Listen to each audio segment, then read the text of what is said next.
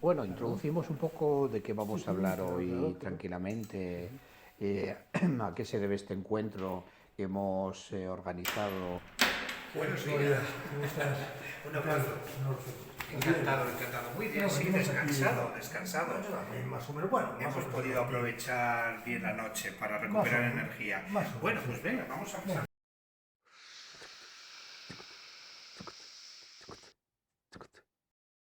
Bueno, pues un saludo a todos los que nos estén viendo y escuchando, porque hoy teníamos previsto, y así lo habíamos acordado Alfonso Blanco y yo, y José María Erce, hablar de lo que suele pasar muchas veces desapercibido por normal, por habitual, que es la enfermedad y la locura que nos envuelve en nuestra sociedad. Y tanto desde la perspectiva de Alfonso como la perspectiva mía, pues vamos a dialogar, conversar sobre todos estos aspectos que realmente son enfermos y enfermantes en la sociedad que nos rodea y que vivimos. ¿Te parece entonces, Alfonso? yo creo que sí, que voy a hablar como, tú seguramente como psicólogo, como filósofo, como persona versada, también como persona que tiene experiencia con pacientes y que con los que hablas, con personas con las que hablas de forma terapéutica diariamente y tal, ¿no? Y yo como persona que ha vivido, que ha sufrido también, que Claro. ha sufrido, que ha padecido también la sociedad, que ha padecido y que también de ese modo pues soy paciente también, ¿no? Dos perspectivas muy Sí, complementarias y muy interesantes, creo que Alfonso. sí, que es interesante. No solo todo está en los libros, como dicen, ni mucho menos. Todo está realmente en la vida y en lo que se escribe en nuestra espalda, en los dolores, en los traumas en todo tipo de cosas, en los recuerdos, ¿no? Y yo creo que a partir de ahí empezamos, si quieres, como prefieras, si quieres, Muy bien, muy vamos bien. hablando, sí. Pues a mí me parece que en primer lugar la visión que vamos a ofrecer hoy, tanto tú como yo, que no hemos pactado nada, que será fluida y espontánea como siempre, lo que pretendemos no es tanto una crítica social absolutamente pesimista, negativista, porque la sociedad también ha hecho avances y podemos agradecer avances tecnológicos en la sanidad y en tantas otras cosas que somos deudores de muchos siglos que nos preceden, ¿no?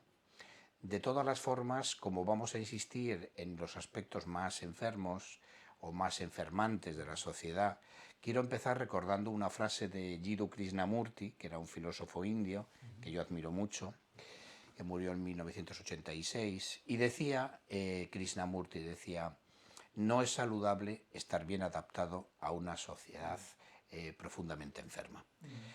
Eso me parece importante ya destacarlo en un comienzo.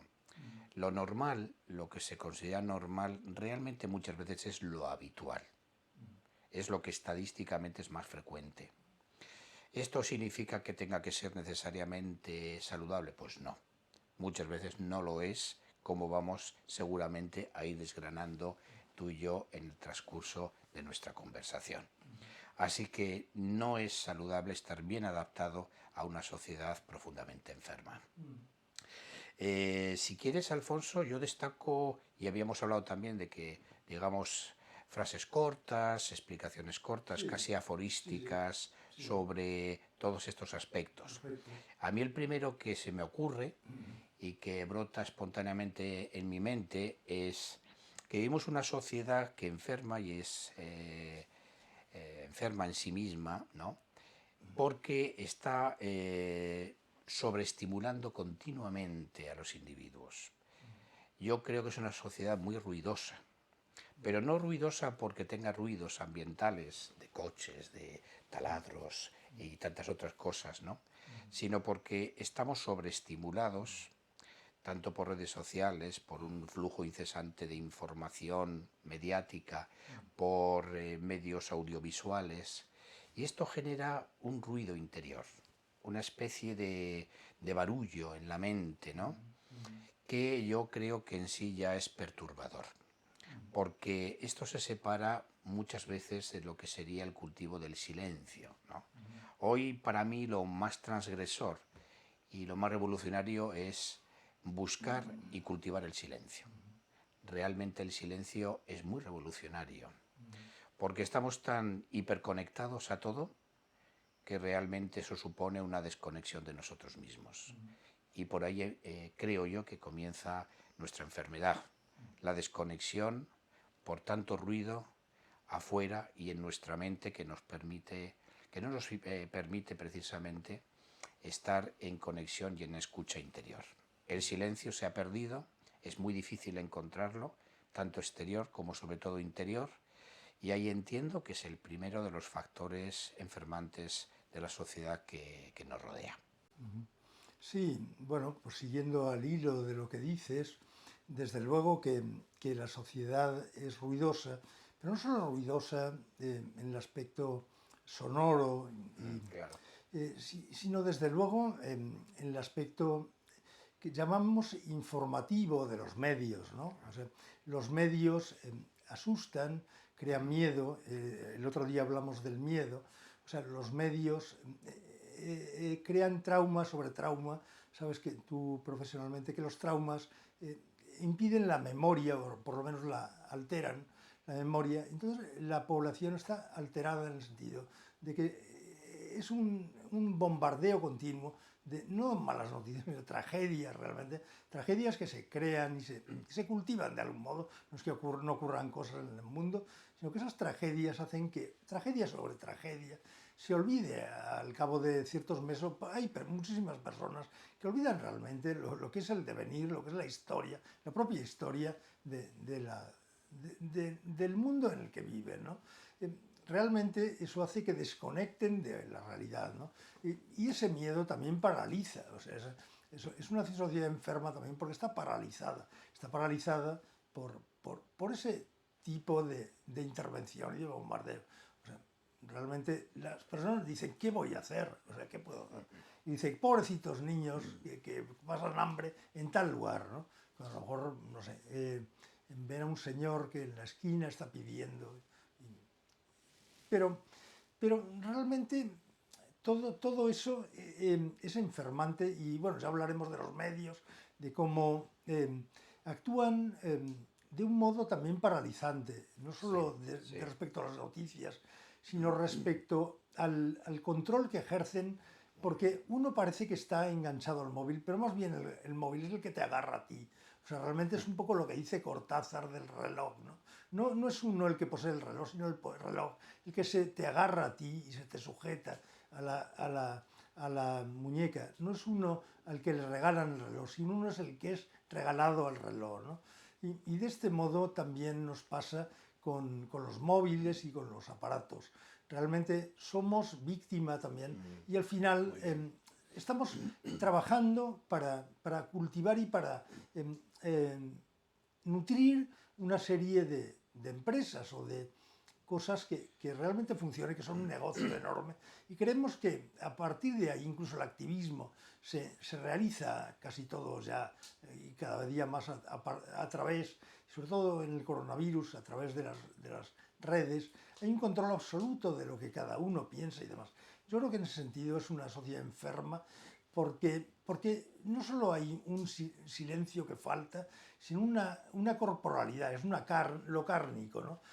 Parece que uno de los tres juegos que permiten es jugar con dinero cuando uno es mayor, jugar a ganar y desde luego hacer no el amor, sino follar, claramente. O sea, entonces hacer esa gimnasia es la única forma que nos permite de acercarnos a otra persona. Pero las personas se puede acercar a uno de miles de formas. Hay formas espirituales, formas maravillosas, de pasear por un bosque y ver cosas mágicas junto a otra persona, imaginar mundos, cuentos y tumbarse en la hierba y poder cantar juntos. Y eso es más divertido a lo mejor que irse a un motel y estar con una pareja, no importa el sexo, y creer que está haciendo uno algo transgresor, ¿no? Muy bien, Alfonso. Yo creo que has puesto también el dedo en la llaga en aspectos muy enfermantes como el miedo que se está inoculando de una manera masiva, que tiene un efecto paralizante, pero también además de paralizante en una parte de la sociedad tiene un efecto que yo denominaría también paranoide, porque estamos tomando a las personas desconocidas como enemigos, personas peligrosas para nosotros, amenazantes, ¿no? Y eso pues es una cierta inducción de percepciones paranoides del otro, ¿no? Y eso pues también es patológico en sí mismo, ¿no? Y tú apuntabas también otra realidad, ¿no? Que es la de la visión del mundo que nos ofrecen continuamente los medios de comunicación, una visión del mundo terrible, que asusta, que es trágica, que es deprimente muchas veces, ¿no? Porque las noticias son sesgadas y están al servicio muchas veces del sensacionalismo, del impacto, de captar audiencia como sea, pero no se busca la verdad. No se busca la verdad, sino todo lo contrario. Muchas veces se busca la mentira porque es lo que más vende.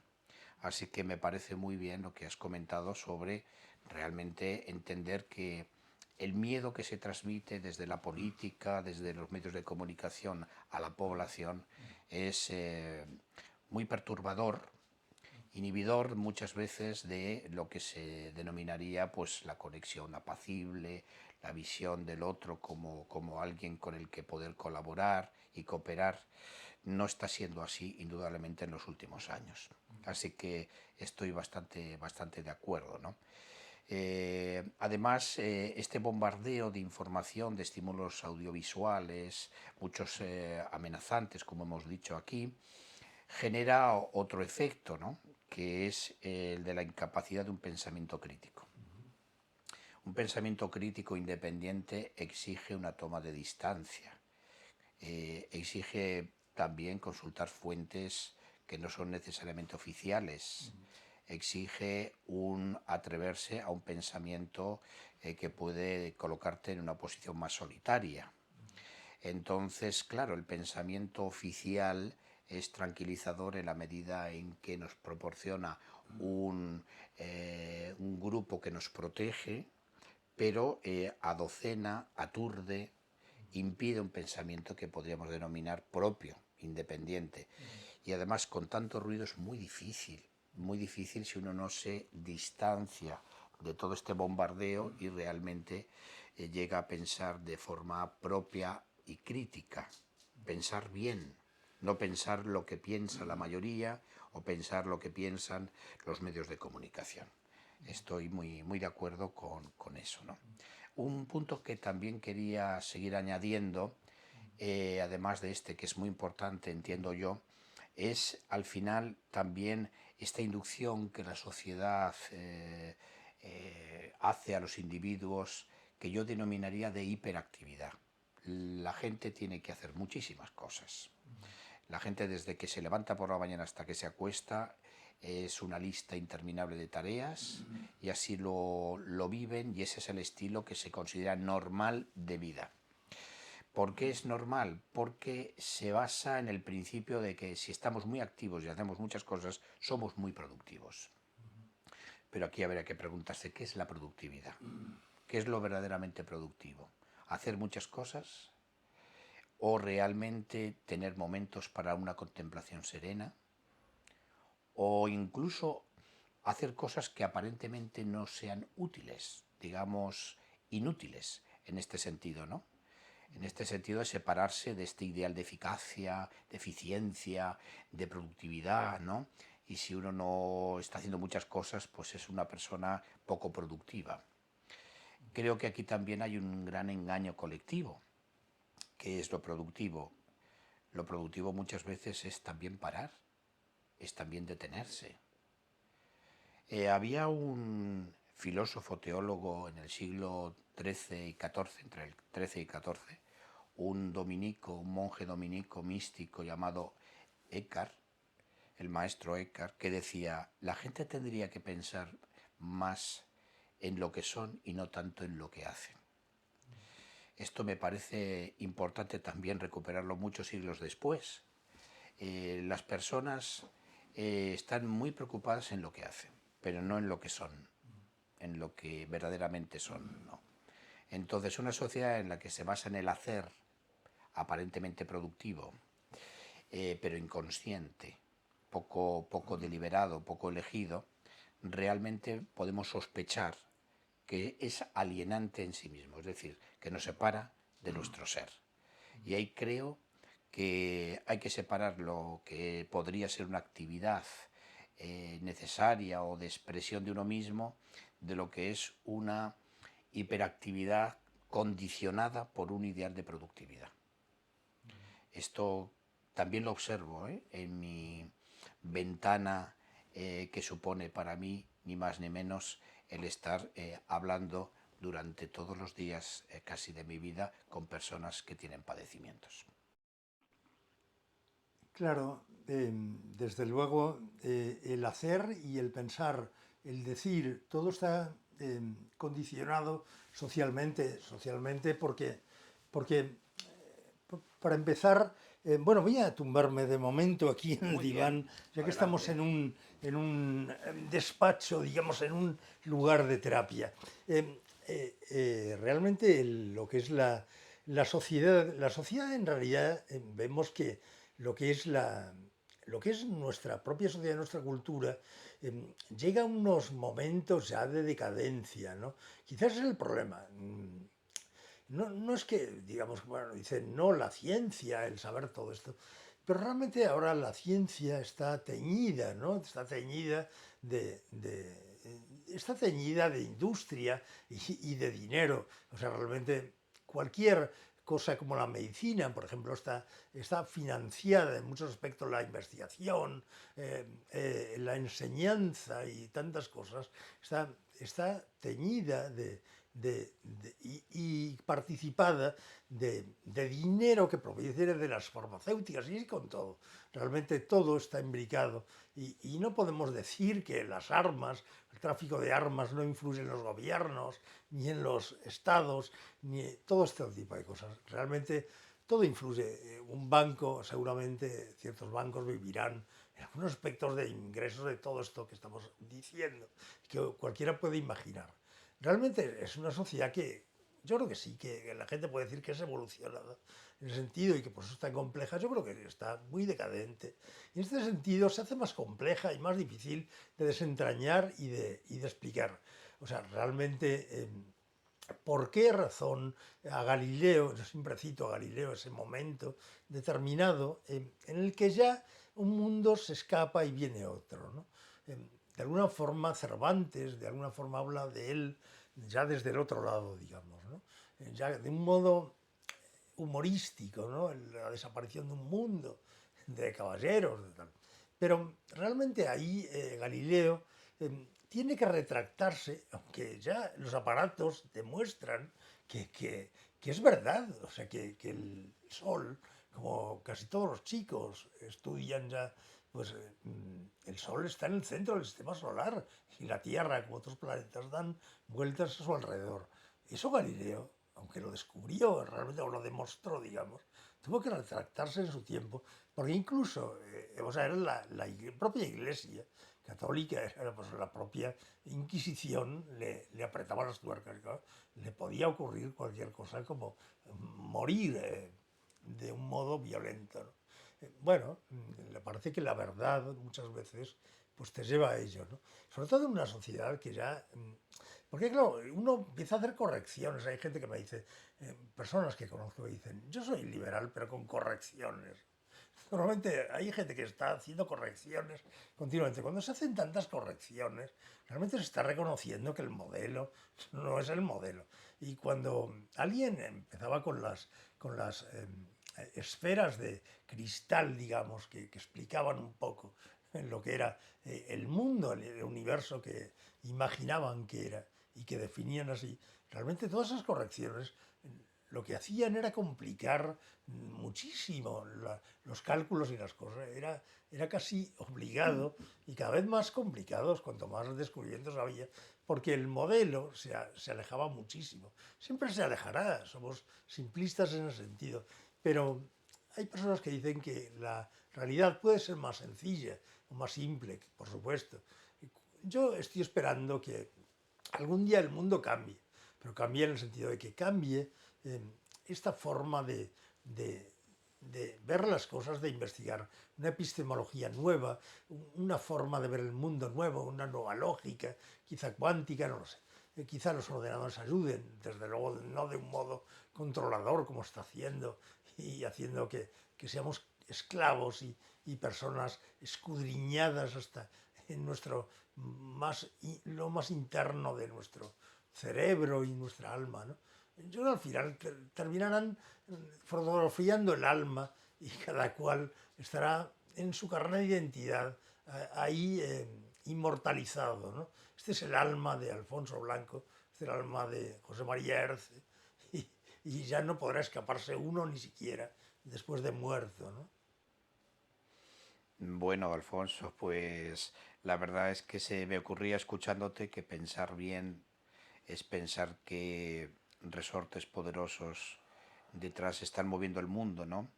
Resortes y fuerzas que tienen mucho poder económico, cuyo interés es acumular poder y acumular riqueza.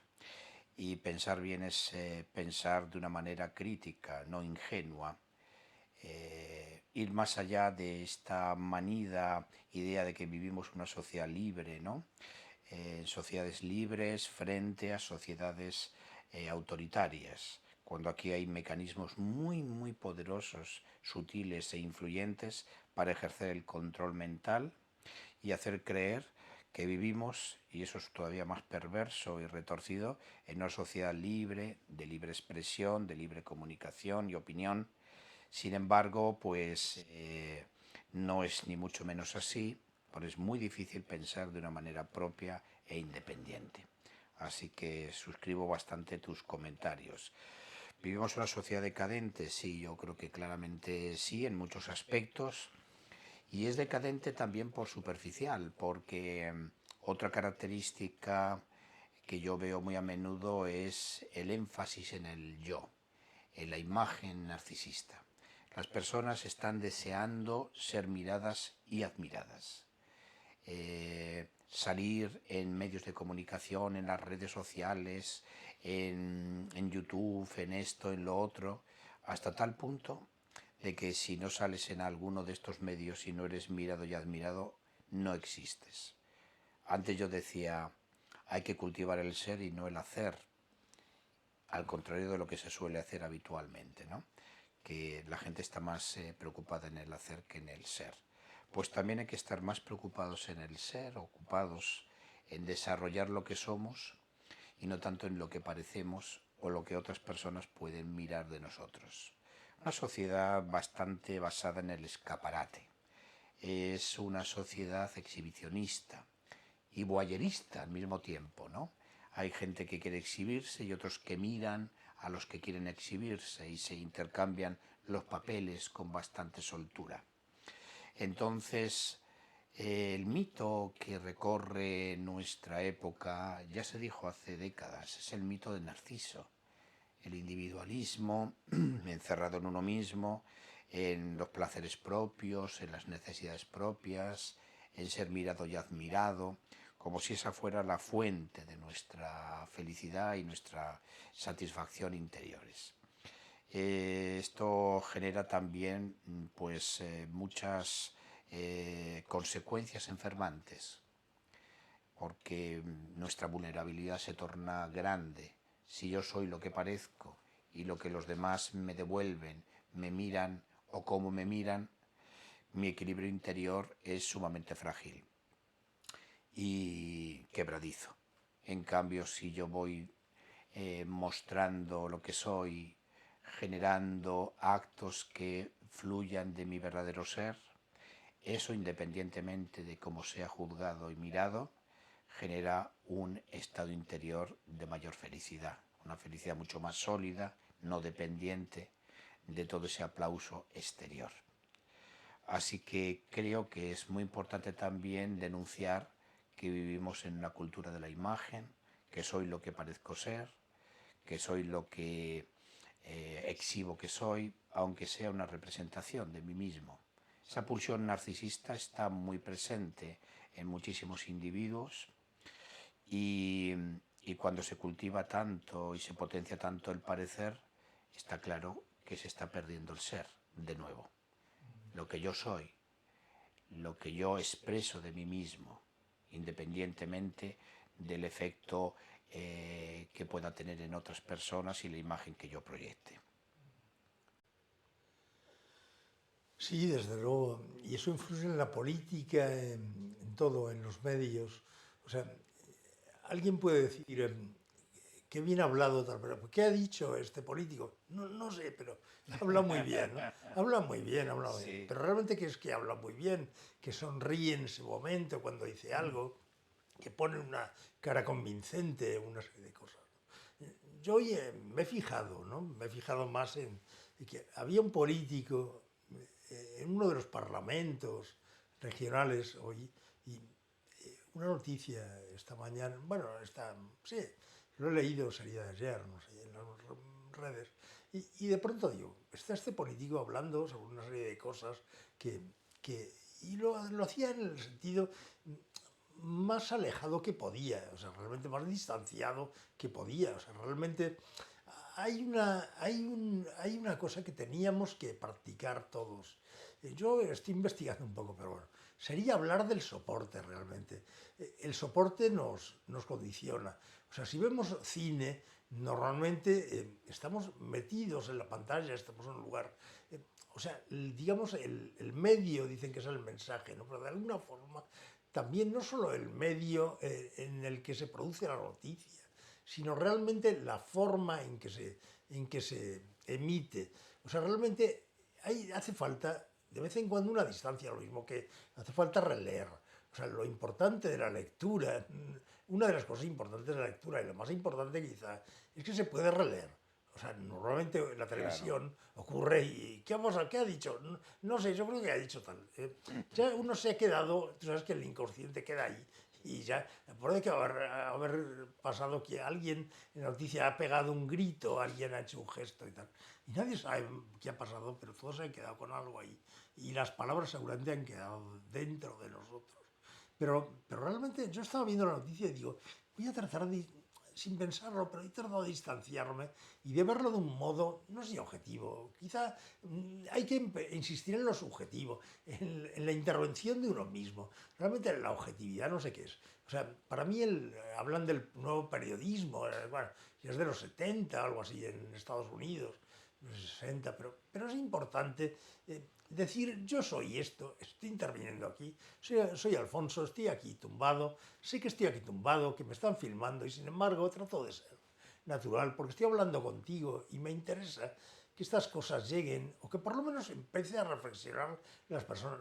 Dices tú reflexionar, claro que es importante que reflexionemos, que nos obligan a pensar de determinada forma, a hablar de determinada forma, a actuar, a hacer todo, a vestir, todo parece que hacerlo así. Y realmente uno puede decir, pero usted qué va vestido y tal. Dice, no, es que he encontrado unas telas en casa, le da una serie de puntadas y vengo aquí y tal. Pues usted al trabajo no puede venir así. ¿Pero por qué, oiga? ¿Por qué hay que...? ¿Pero qué razón hay realmente?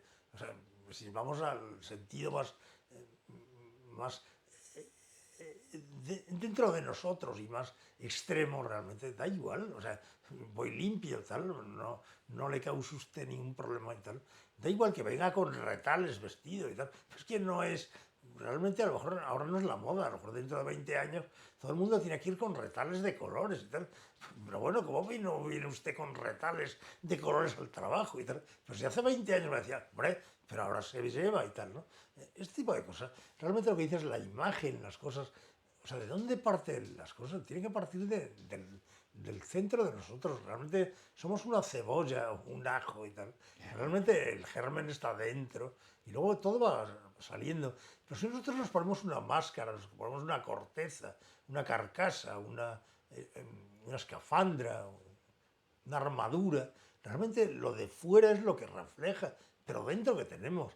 Jesucristo, bueno, este Señor Jesús de Nazaret, ahora da igual que entremos en ello o no, pero este señor lleva mucha razón cuando decía de pronto que somos sepulcros blanqueados. O sea, realmente es que ya ni está en esa época, porque claro, en el Imperio Romano era la fama y tal, era la fama lo importante, ¿no? Realmente la fama.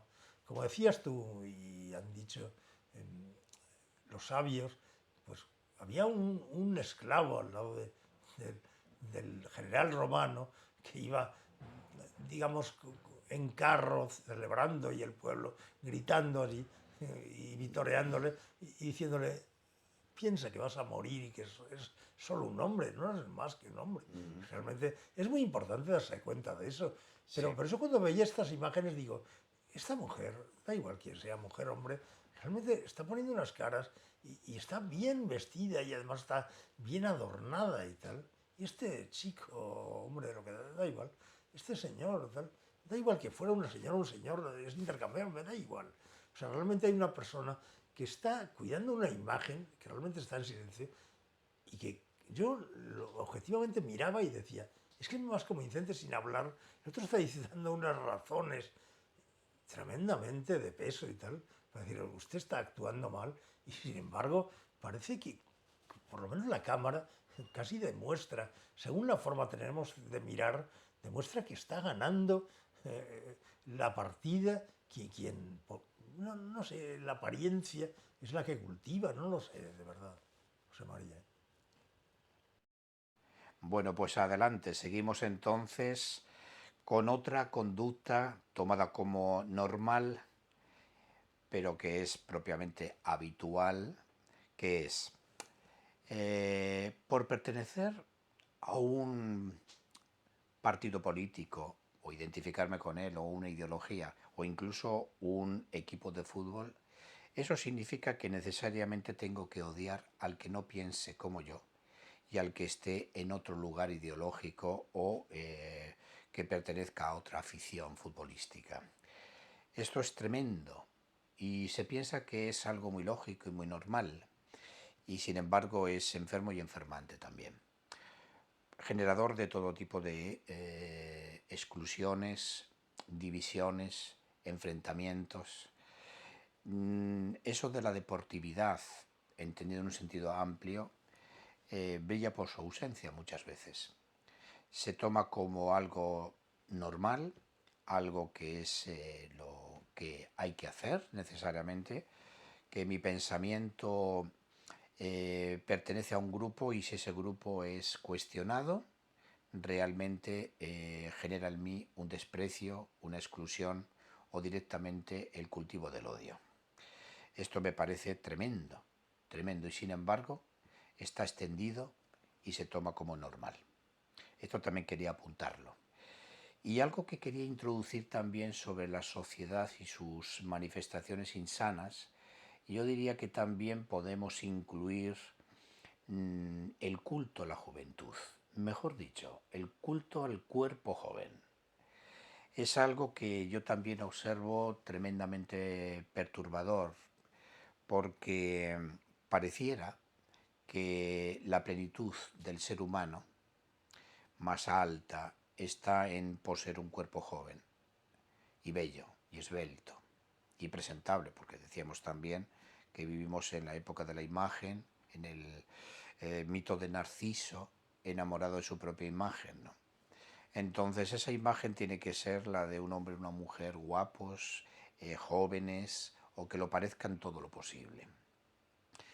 Y da la impresión de que el estadio más alto y pleno del desarrollo humano es la juventud.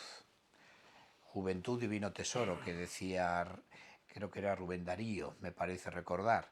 Y no, realmente puede ser también un tesoro, pero tiene unas enormes carencias la juventud. Es la época de la exploración, pero de los errores, de la inexperiencia, de la imprudencia y de tantas otras cosas, ¿no? En donde todavía no nos conocemos y hay mucho que explorar en nosotros mismos. Y la juventud, vivida solamente en el sentido puramente externo, como el cuerpo joven, bello, ahora es algo que se valora muchísimo. Claro, esto tiene una cara y una cruz. Por lo tanto, la vejez, el envejecimiento es algo vergonzante, feo, está equiparado con la ausencia de belleza y además es una época entendida socialmente como de decrepitud, deterioro o decadencia. Pareciera también que no se concibe que en la vejez un ser humano pueda seguir creciendo y evolucionando. No, eso ya no es posible en la vejez. Todo cae, decae, todo se deteriora y todo son pérdidas. No hay ninguna ganancia posible. Esto me parece tremendo y me parece muy patógeno. No prepara a las personas para esa transformación que necesariamente se va a dar en todos nosotros si la muerte no sucede antes. Así que vivimos una sociedad muy superficial, yo diría que también meramente externa, en donde poseer un cuerpo joven parece que es el bien mejor al que podemos aspirar. Y otros valores como la sabiduría, la prudencia, la mesura, el equilibrio, el conocimiento de uno mismo, no se estiman como tan valiosos, ni mucho menos. En cambio, si tu apariencia es de joven y tu cuerpo se mantiene lo más joven posible, estás actuando conforme a los patrones e ideales de la sociedad, que como he dicho, francamente son muy cuestionables. Esto impide que las personas envejezcan de una manera tranquila, saludable, que envejezcan con una sensación de crecimiento. Esto es imposible en esta sociedad muy difícil. No hay ninguna preparación, no hay modelos prácticamente del buen envejecer y sí modelos continuos que exaltan la fuerza, la belleza, la apariencia juvenil como si eso fuera lo más deseable del mundo. Algo que en sí mismo es transitorio, es impermanente y está naturalmente pues orientado a una transformación, a que sea algo que no va a durar para siempre. Así que ese es un elemento que también considero muy perturbador en nuestra sociedad y en la banalización que de tantas cosas se hace en todo lo que nos rodea. Yo hablaría de la campana de Gauss, ¿no? Para mí es muy importante en la sociedad y creo que eso contiene casi todo. O sea, realmente yo he pensado muchas veces que de todo se hace, de cualquier característica humana, de cualquier suceso, se suele hacer una serie de graduaciones, se hace una especie de termómetro, ¿no? En ese termómetro hay dos extremos, ¿no? Normalmente se señalan dos extremos y esos dos extremos son negativos en general. Uno negativo a tope y el otro se sale por lo positivo normalmente. Es decir, por ejemplo, ser gordo, ser flaco. Uno tiene que estar en el medio y tal.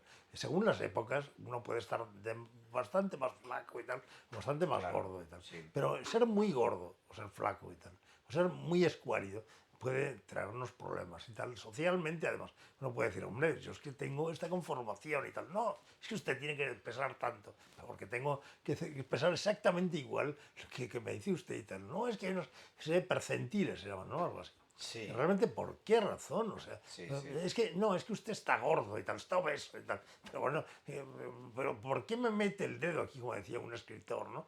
Me mete el dedo en la barriga y tal. Como dice que está gordo y se ríe y tal, ¿no? ¿Qué cachondeo es este y tal, ¿no? No, realmente eso parece más simple, ¿no? Pero realmente ya está ahí, por lo mismo que uno puede decir, usted es anoréxico, usted es drogadicto y tal. No, es que soy delgado y tal. Pero no, es que usted tal. Por ejemplo, y hay como dos extremos. Alguien puede decir, oiga, me ha tomado usted por su normal y tal, me ha tomado por tonto y tal. Bueno, pero vamos a ver, en primer lugar, es que no se puede ser tonto, es que no se puede tener menos inteligencia en general. ¿Y cómo se mide eso además? ¿Cómo se mide? No, es que hay una serie de test y tal. Dicen que la inteligencia realmente, eso es lo que miden los test, lo único, ¿no? O sea, realmente, ¿qué es la inteligencia, ¿no? Para empezar. Pero realmente, o sea, es que usted es superdotado y tal. ¿Qué hacen conmigo? Hombre, con lo que hacemos con todos los monstruos y tal. Pues normalmente ponerle en escuelas especiales para que usted, tenemos a usted localizado y bien localizado. No, es que usted, miren, sus luces son, y entonces le tenemos aquí en este lado. Y los demás aquí andan, y cuidado no os paséis, que os damos con la vara y vamos hacia un lado, hacia otro y tal. Así con todo, realmente, con todo.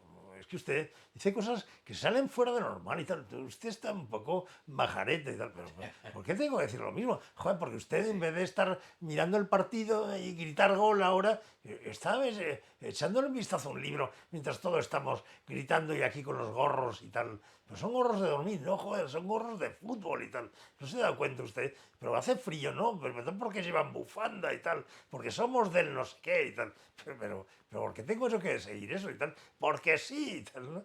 Pero realmente es como lo de Tina Han. O sea, realmente este hombre dice que hay guerra en Vietnam y hay que ser de un bando o de otro. El tío dice, yo lo que quiero es la paz y tal. ¿Pero cómo la paz? ¿Cómo que va a querer usted la paz? Usted no puede querer la paz y tal. Ya, Entonces el claro. tío tiene que salir por patas. Y realmente todo esto es un poco así. O sea, realmente, ¿por qué hay que ser de un bando o de otro? Pero es que yo no tengo por qué pegarme por esto. Usted tiene que pegarse igual. ¿Pero usted qué piensa? Pues no sé, yo soy del Madrid. Entonces, ¿qué dice? Pues digo a todos sí y tal. Y usted es del Partido Socialista. Y dice, pues todo lo que dice el Partido Socialista. No discrepa usted. No, aquí estamos todos, cerramos filas y tal.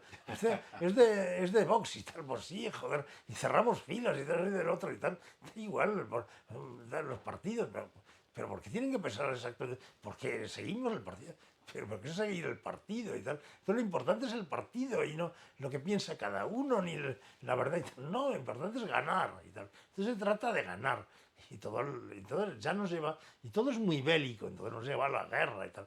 Normalmente hay bandos de todo tipo y tal. Entonces, mira el pum que pasa y tal, y mira no sé. Pero bueno, y hay que clasificar, entonces ya una serie de etiquetas y tal, ¿no? Y mira el hippie que ha pasado, el otro y tal, ¿no? Mira el cartero y tal. Pero bueno, hombre, este señor le ha repartido cartas y tal, pero ni es el cartero en todo momento y lugar. Seguramente aquí, pues es el cartero y en otro lugar, pues canta y en otro lugar, pues escribe y tal. Pero bueno, pues es el cartero y tal. Somos muy simplificadores de las cosas. Y en ese sentido, yo creo que todo, es el dualismo ese del que Sí. hablan los orientales realmente que nos impregna y nos ata. O sea, realmente la sociedad no tiene por qué ser así. Realmente lo de ser joven, ser mayor, tal. O sea, ser niño, dice, bueno, es que promete y tal, pero el niño realmente se puede vivir como una tortura. Es decir, niño, ahora tienes que ir al piano. Es decir, no, estamos educándolo y tal. Pero bueno, joder, pero ¿qué quiere hacer usted con él y tal? Quiero hacer que sea un gran hombre. ¿Qué quiere ser niño? Un hombre de provecho y tal. Pero ¿qué es eso, no? Y claro, si eres viejo, pues estás también en el otro extremo. Entonces, hay que ser joven. ¿Pero qué es ser joven? O sea, porque, claro, hay que correr los 100 metros y tal. Pero porque, o sea, ¿cómo corre usted los 100 metros? Pues mire, yo voy a correr los 100 metros dando vueltas, girando y tal, y bailando, y luego pego dos saltos, y luego, no sé, y luego canto, y luego pues hago una serie de ejercicios, me tumbo por el suelo, hacer unas piruetas y tal. ¿Y cuánto tarda en hacer los 100 metros? Pues normalmente como 3 minutos. Pues es una porquería y tal. Pues usted sabe lo que hago y tal. Es una porquería, hay que ir a tope y tal. Pero ¿por qué necesito yo ganar a este hombre y tal? Porque le dan una medalla, ¿no? Entonces, es un poco así, o sea, realmente. Hoy decíamos, Ana María y yo, que está filmando, Ana María, no yo, pero decíamos eso, lo que es premiar y castigar, ¿no? Realmente, pero lo hablamos en el sentido de la culpa. O sea, realmente es una sociedad que castiga o culpa, o sea, que castiga o premia por determinadas cosas. Entonces dice alguien, "Jo, pero ¿usted por qué se siente tan culpable y tal? No lo sé, pero ¿qué le ha ocurrido en la vida? Jo, que me han pegado muchísimo y me han maltratado psicológicamente y tal, pero ¿por qué se siente culpable? No lo sé y tal. Joder, porque en la sociedad, si usted le castiga es que ha hecho algo malo, joder, o que ha incurrido en cosas que no debe incurrir. Por eso será, ¿no? Es lo que estamos hablando, ¿no? Al final se premia por un lado y se castiga por el otro, y el que está en el centro, pues oiga, aténgase a las consecuencias y camine sin llamar demasiado la atención, ¿no? Algo así, ¿no? Bueno, pues sí, realmente qué normalidad nos parece que es el que uno tenga que pertenecer a un grupo, ¿no? O a un país. Yo soy español, yo soy catalán, yo soy vasco, yo soy europeo. eh, ponemos tantas divisiones, nos identificamos tanto con grupos de pertenencia, que hasta un cierto punto podría ser natural y humano, pero eso es utilizado egoicamente como arma arrojadiza frente a tantas personas que no van a pensar como yo, o que hablan otro idioma, o que pura y simplemente tienen otra raza o son de un color de piel distinto al mío, ¿no? Toda forma de fanatismo, nacionalismo, exclusivismo ideológico ha generado continuas divisiones y enfrentamientos en la humanidad, y sin embargo seguimos creyendo que es legítimo y normal. Eso también es algo que no deja de sorprender, viviendo como vivimos en el siglo XXI. Yo quería también introducir algo más de naturaleza epistemológica. Quiero decir, cómo concebimos el mundo. Antes hablábamos de que la muerte también, como fin último de la vejez, pues también es algo que en esta sociedad tiene un tratamiento, mejor dicho, un no tratamiento, que consiste en la negación, en su tabuización. Está prohibido hablar de la muerte, casi pensar en la muerte. La muerte se presenta como algo aterrador, con una imagen temible, siniestra, dramática y trágica. Y algo así como una nada que nos espera, una oscuridad infinita que nos espera a todos, ¿no? Y la muerte en esta sociedad, igual que la vejez, porque claro, la vejez y la muerte tienen mucha relación. La vejez se margina y no se puede concebir como una etapa de crecimiento, porque es la etapa que en efecto más nos acerca a la muerte. Al final de todo, la muerte también es aquí el gran tabú por excelencia, ¿no? No vemos, salvo honrosísimas excepciones, que las personas mediten, cultiven la meditación sobre la muerte, o investiguen lo que es la muerte en sí, la muerte que está en la vida, y la muerte como el paso último de cese de la vida y el funcionamiento vital del cuerpo físico. La muerte también sería muy interesante, quizás en otro momento, a lo mejor lo hacemos de una forma monográfica, para ver y investigar también cómo se concibe actualmente, qué efectos produce en las personas, y realmente cómo significa también esa realidad de la vida de la que todos queremos escapar, no pensar, dar la espalda, pero que al final como la sombra nos alcanzará. Bueno, pues yo creo que también eso por lo menos está apuntado. Nuestra sociedad es muy superficial, porque no tiene una elaboración, no presenta una elaboración filosófica de la muerte. Si seguíamos además hablando de cuál es la visión preponderante de la realidad que se nos presenta desde la educación misma, desde que somos educados de niños, ¿no? Y aunque soy consciente de que la sociedad tiene muchos modos y maneras de concebir la realidad, hay todavía personas que tienen un pensamiento mágico, otros de otra índole. Sin embargo, el enfoque sobre la realidad que prepondera, el hegemónico, es el enfoque racional, científico, materialista. Pareciera que también la realidad es demostrable en la medida en que pasa el filtro de la razón científica, y todo aquello que no es demostrado por la ciencia o no existe o no es real. Esto a mí me parece que es también muy cuestionable, ya no solamente como visión puramente epistemológica, sino cómo condiciona nuestra mente y nuestra mentalidad a la hora de vivir en esta sociedad occidental. Así que, claro, es real aquello que es explicado por la ciencia, pero si no es explicado por la ciencia o demostrable de forma racional, lógica, ya es sospechoso de ser irreal o de ser algo puramente literario o fantaseoso o imaginario o una ilusión. Yo creo que la ciencia y la tecnología han sido verdaderos hallazgos y productos y creaciones de la inteligencia humana, que duda cabe, y factores en la evolución. Pero lo que yo llamo y se llama cientificismo es la deificación de la ciencia, cuando la ciencia se convierte en un dios, porque hemos pasado muchas veces del dios de la Biblia, del cristianismo, concebido de una manera muy determinada, todopoderoso, omnipotente, omnisciente, al Dios de la ciencia, al Dios supremo del saber científico.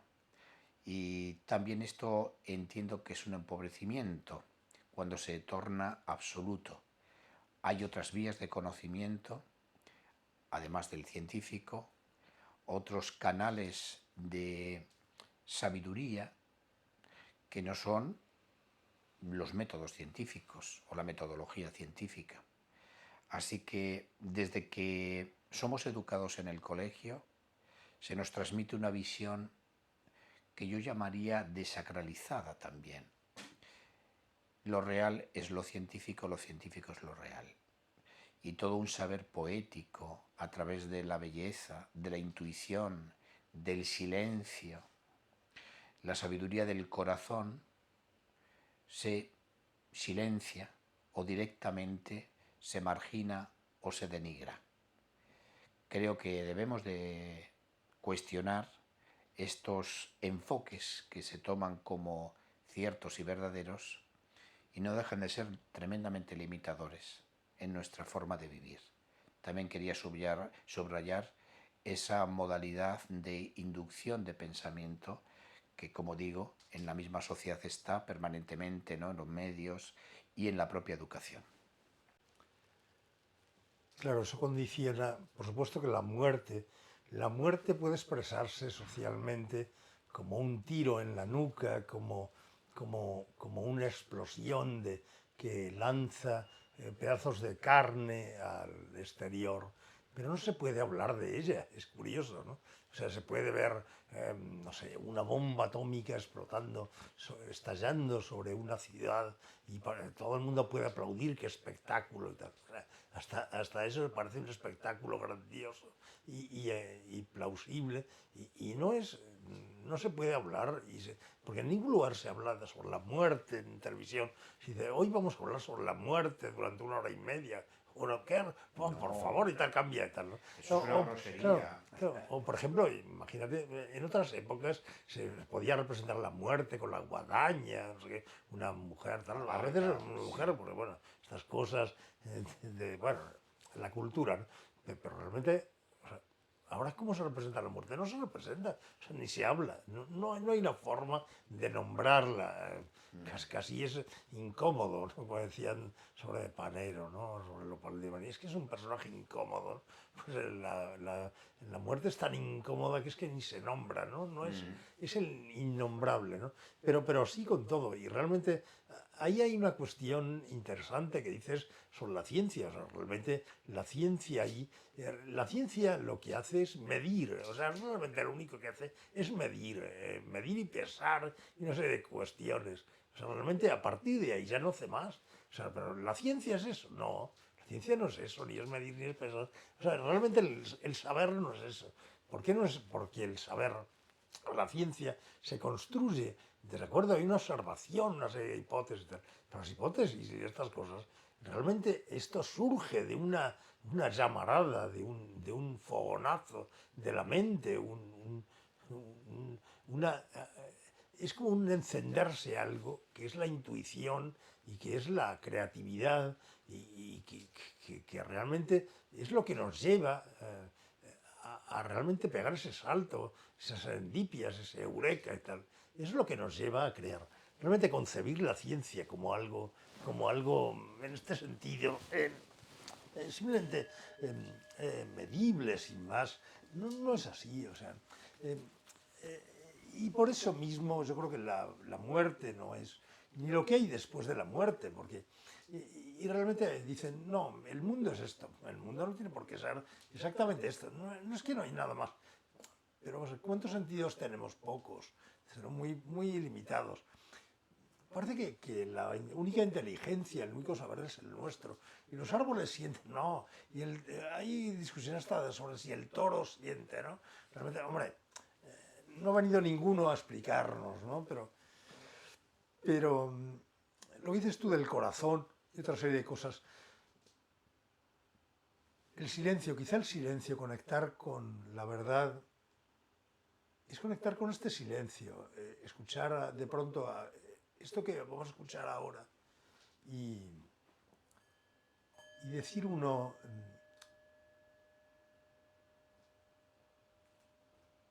¿por qué no? Esta sala está habitada por 3 seres o hay realmente muchísimas otras cosas. O sea, ¿por qué no? Porque no lo veamos, ¿no? Esa luz penetre aquí, ¿no? El otro día Ana María, que está filmando, y yo, andábamos por un bosque cercano a Madrid, pertenece a la Casa de Campo. Y ella me habló de un bosque y fuimos. Es un bosque, tiene magia, realmente tiene magia. Y en un lugar determinado, ella me dijo, aquí, bueno, en un lugar determinado, antes de llegar ahí, empecé a hablar y se acercó, dije, mira Ana María, había un conejo. Se acercó un conejo y empezó a mirarnos muy cerca. Y no se asustaba con nosotros. Y pasó gente y se agachaba un poco y cuando nos seguíamos se volvía a levantar y nos miraba. Y luego me dijo Ana María, un poquito más adelante, aquí hay una puerta mágica, ¿te das cuenta? Yo dije, es verdad, había una luz especial. Y dijo, fíjate en estos insectos que están volando, que nos muestran el lugar, había un árbol, había... Entonces dijo, tiene que salir alguien para que entremos. Y entonces de pronto vino alguien con el pecho descubierto y pasaba con una barba y salió. Y dijo, ahora ya podemos entrar. Y penetramos. Y vimos un árbol cortado. Y vimos una serie de cosas que tenemos filmado ese paseo. Y es mágico. Realmente eso alguien puede decir, están locos. Pues sí, estamos locos. Realmente esa es la locura que yo busco, realmente, que es lo divertido, lo que un niño puede vivir y que no es falso, es realmente verdadero. Porque alguien puede decir, no, hombre, yo estaba viendo la televisión. ¿Y qué has visto? No lo sé, pero he estado 7 horas viendo la televisión. Eso no es la vida. O sea, la vida es realmente ir allí, contar una historia y ver que luego 2 conejos se acercan, un gato, una urraca, y no están cerca de nosotros y Ana María filmándoles. Y eso es una cosa que está registrada. Alguien puede decir, bueno, estaba conformado. No, no, fue así de natural. Y ocurrió, y había árboles, y había cosas, y había un árbol cortado, talado, y había un lugar, y yo le he dicho a Ana María hoy, esto se está relacionando con un sueño feliz que tuve repetitivo de pequeño, y está relacionándose en muchos aspectos simbólicamente e incluso materialmente casi con ese sueño.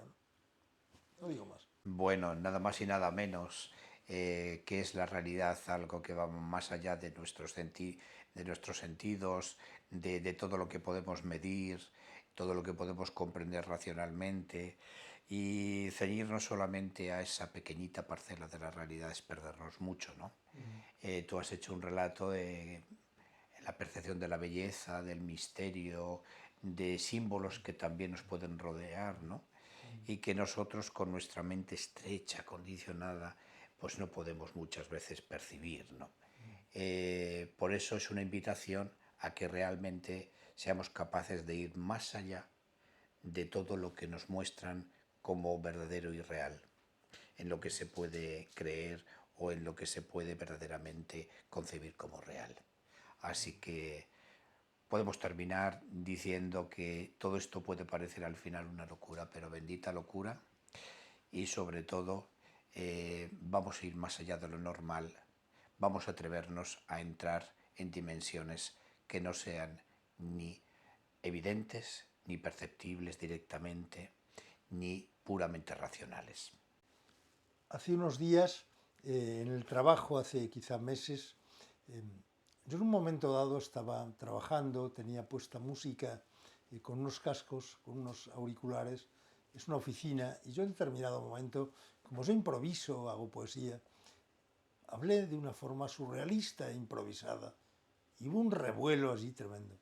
Yo me alegra que el surrealismo todavía, tanto que dicen, esto es surrealista, y lo denigran, que el surrealismo todavía sea revolucionario en este sentido, que la locura lo sea, en el sentido de que algo que no entendemos pueda causar ese revuelo, Claro. pueda causar un revuelo tal que yo creo que todo el edificio se ha tambaleado de alguna forma y ha dicho este hombre, hay que ponerle una etiqueta, hay que buscar a San Jorge para que al monstruo le trate convenientemente, ¿no?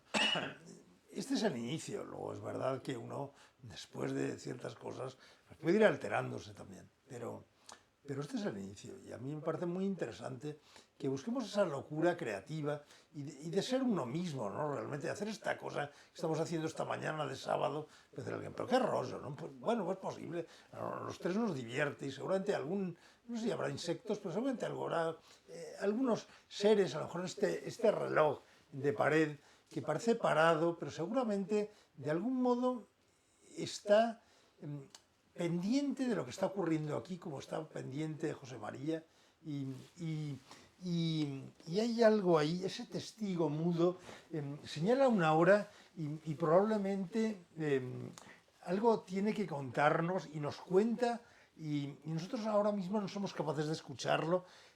Yo creo que Ana María sí, seguramente tú poco a poco. Yo espero algún día ser capaz de comunicarme como San Francisco se comunicó con los animales. Ya. Ojalá el mundo fuera magia y fuera la diversión que un niño realmente busca con el juego y encuentra, ¿no? De verdad. Bueno, que así sea, que vayamos más allá de lo que nos dictan que es real. Pues, y este guerrero saluda, pie en tierra, rodilla en tierra, Sí. al público y a nosotros y a esta propuesta. Yo creo que habría que verle. Es un guerrero de terracota, Es una reproducción. Una reproducción creo Es que un guerrero. es más pequeña, del natural, y es de los guerreros de terracota, sí, de Xi'an, un guerrero de Xi'an.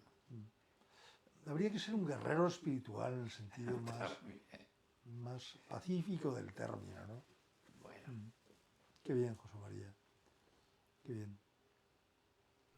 Hemos hecho algo divertido y sobre todo que puede ser de interés para las personas. Interesante, por supuesto.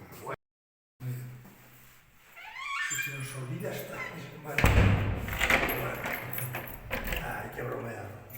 Bueno, pues vamos a continuar con el fin de semana que nos permita seguir disfrutando de la vida. Sí, por supuesto. Y seguir con eso, que no salgan las plaquitas así por los Está bien, es un fin de semana como celebrar el cumpleaños.